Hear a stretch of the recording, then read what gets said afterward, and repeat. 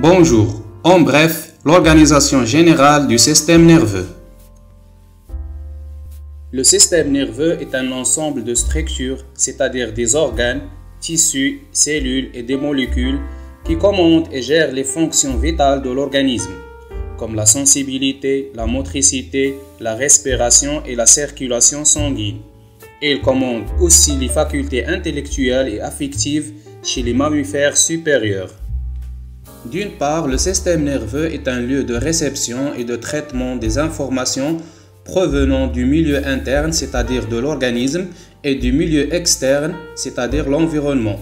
Et d'autre part, elle envoie des ordres vers les organes effecteurs comme les muscles et les glandes.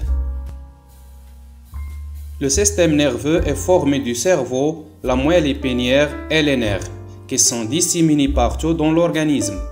Pour distinguer les centres de commande des voies de transmission de l'information, on subdivise le système nerveux en deux. Le système nerveux central, qui constitue le centre de commande, qui reçoit et traite les informations et donne des ordres, et le système nerveux périphérique, qui constitue les voies de transmission de l'information. D'une manière anatomique, le système nerveux central est constitué de cerveau qui, avec le cervelet et le bulbe rachidien, forme ce qu'on appelle l'encéphale, situé dans la boîte crânienne, et aussi la moelle épinière située au centre de la colonne vertébrale. Cette dernière offre avec la boîte crânienne une protection pour le système nerveux central.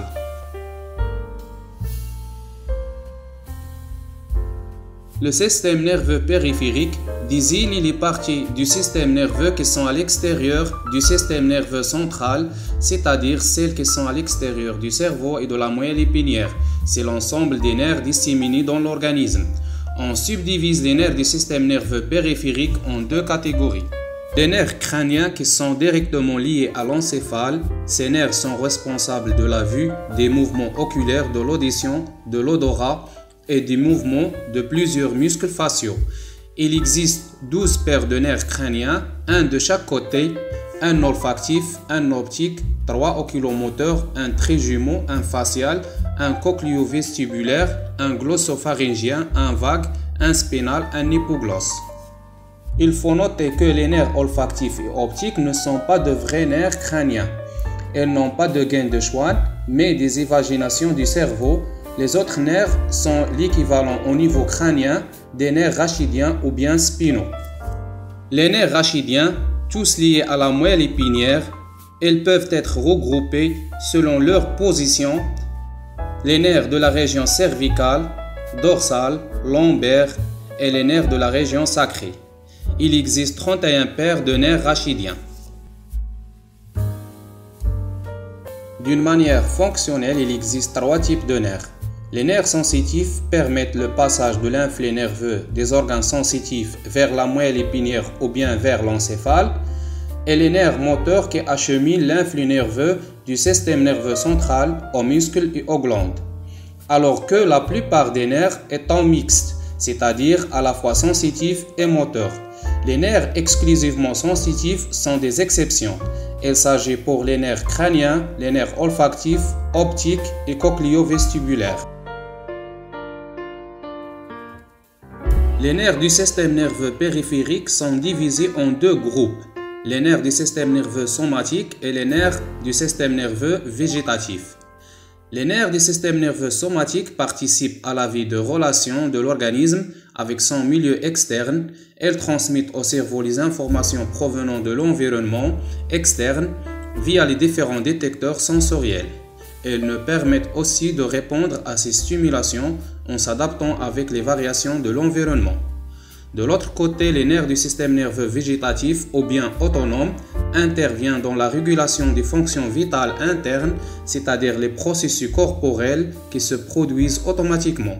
Ils contribuent à l'équilibre du milieu intérieur en coordonnant des activités physiologiques comme la digestion, la respiration, la pression artérielle, etc.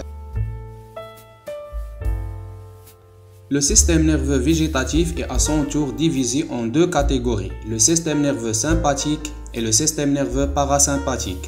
L'activation des systèmes nerveux sympathiques prépare l'organisme à l'action. Dans un état de stress, elle orchestre la réponse dite de combat ou de fuite. Elle entraîne une dilatation des bronches, une accélération de l'activité cardiaque et respiratoire, une augmentation de la tension artérielle, une augmentation de la transpiration, une diminution de l'activité digestive. Cette activation est associée à une consommation importante de l'énergie. Ce système est associé à l'activité de deux neurotransmetteurs, la noradrénaline et l'adrénaline. L'activation du système nerveux parasympathique, à l'inverse, correspond à une réponse de relaxation. Il induit un ralentissement général des fonctions de l'organisme. Le rythme cardiaque et l'activité respiratoire sont ralentis et la tension artérielle diminuée. La fonction digestive et l'appétit sexuel sont favorisés. Ce ralentissement général des fonctions entraîne une conservation de l'énergie. Ce système est associé au neurotransmetteur l'acétylcholine, sur lequel agissent notamment les médicaments anticholinergiques.